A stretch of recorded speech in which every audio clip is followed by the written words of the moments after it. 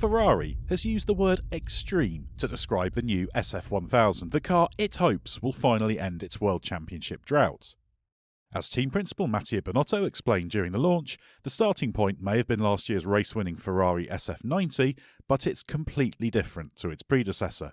So how far has Ferrari really gone? Ferrari said the front wing of the launch car is not its final one, but Binotto did confirm it was the baseline. This tells us Ferrari is continuing with the loaded inboard concept it ran in 2019, with the wing sweeping downwards towards the outer edges to encourage outwash.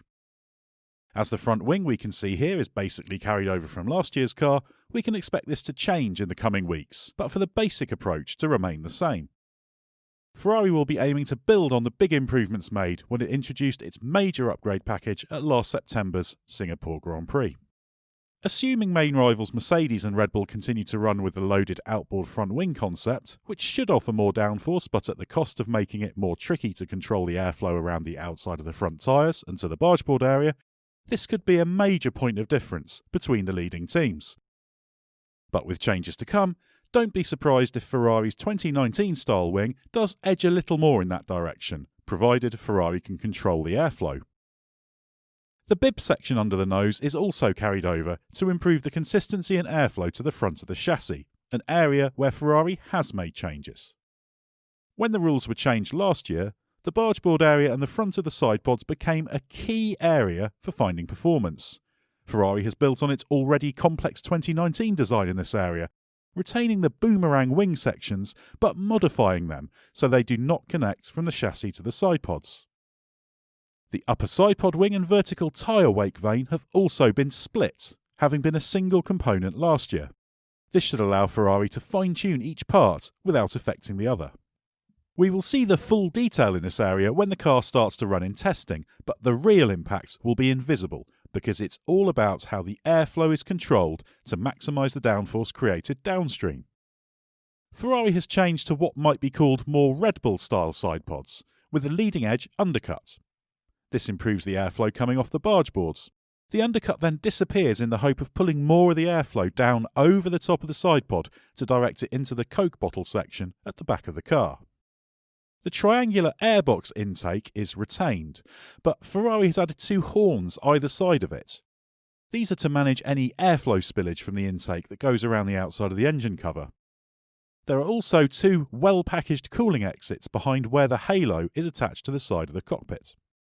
During the launch, Ferrari personnel also talked very proudly about the aggressive packaging at the rear of the car. This was what caught the eye when the wraps first came off it. The tight packaging was instantly obvious, and a huge amount of effort has been invested in working on the detail here.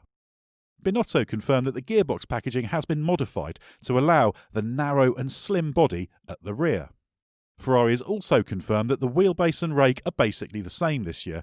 It already ran with significant rake, while the unchanged wheelbase suggests Ferrari is confident it can generate the downforce needed without lengthening the car.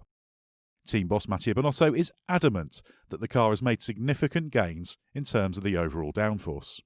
While we cannot see under the skin of the car, Ferrari did also confirm that changes have been made to the engine package thanks to tweaks made to the oil burn regulations. The hope is that Ferrari can retain its advantage on engine performance, which was critical to its success last year. So is this car about evolution or revolution? The answer is both. As while there are few big eye-catching changes, the new Ferrari SF1000 is all about refining the existing concepts. It might be best described as an extreme evolution, at first glance similar to last year, but with enormous amounts of detail work and changes in key areas that should unlock greater performance. Ferrari has made clear progress with improving the concept that won 3 races last year, and should have enjoyed far more success given the costly mistakes that were made along the way. So it is building on a concept that it understands well, evolving it to its extremes with a car that is now neater, more compact, and, crucially, that produces more downforce. Given Ferrari's positive trajectory at the end of last season, the SF1000 represents a step in the right direction. The question now is whether it's extreme enough.